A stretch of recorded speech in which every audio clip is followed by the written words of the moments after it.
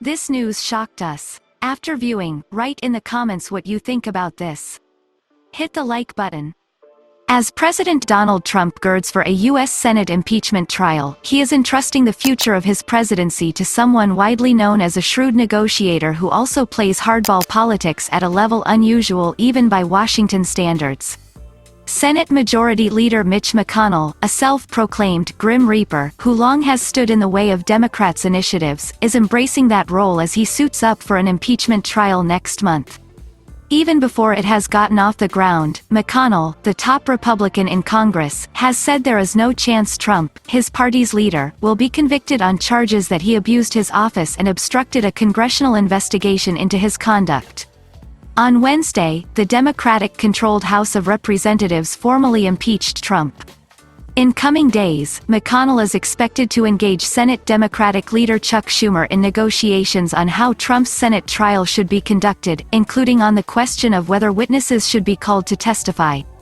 The two leaders declined to comment for this story. When McConnell takes a stand, he is difficult to move, said Dick Durbin, the Senate's number 2 Democrat. He only moves if he's personally concerned about his own re-election or the election of his majority, Durbin told reporters on Tuesday, while noting, 2020's an election year. Trump, 73, regularly telephones McConnell, according to a former aide to the senator. On the surface, the 77-year-old six-term senator from Kentucky could not be more different from Trump. Trump, a former reality television star and real estate entrepreneur, rarely misses opportunities to boast about himself and attack opponents or critics with Twitter posts. The laconic McConnell eschews Twitter, sometimes sits silently listening in meetings, according to those who have attended, and can repel reporters' questions by refusing to utter a syllable. As he sometimes says, he likes to allow himself the luxury of the unexpressed thought, said Rohit Kumar, who worked for McConnell from 2007 to 2013 and was a deputy chief of staff. Trump and McConnell do share some traits, even as the senator tries to tamp down the president's inclination for high drama. Both seize key moments to flex their muscles in a way opponents say unduly stretches the bounds of their powers. Trump, for example, funded construction of some U.S.-Mexico border wall by taking money already dedicated to other programs, an unusual step by a president in defiance of Congress. In February 2016, McConnell enraged Democrats by refusing to consider then-President Barack Obama's choice of federal Judge Merrick Garland to serve on the Supreme Court following the death of conservative Justice Antonin Scalia.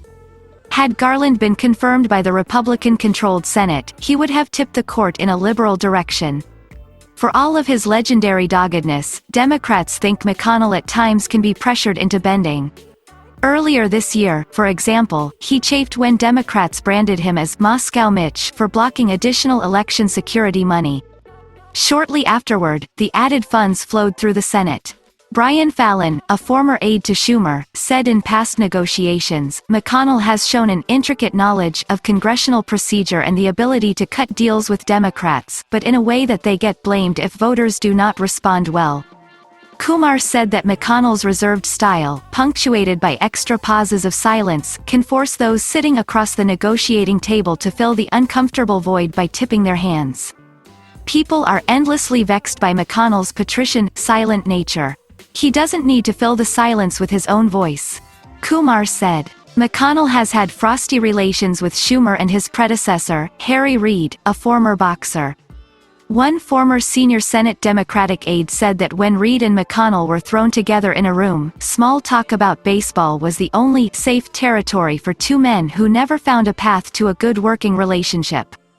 McConnell already has telegraphed that if negotiations with Schumer sputter, he could embark on another power play by finding 51 votes, a simple majority of the Senate, to end the trial in its early stages and acquit Trump without witness testimony.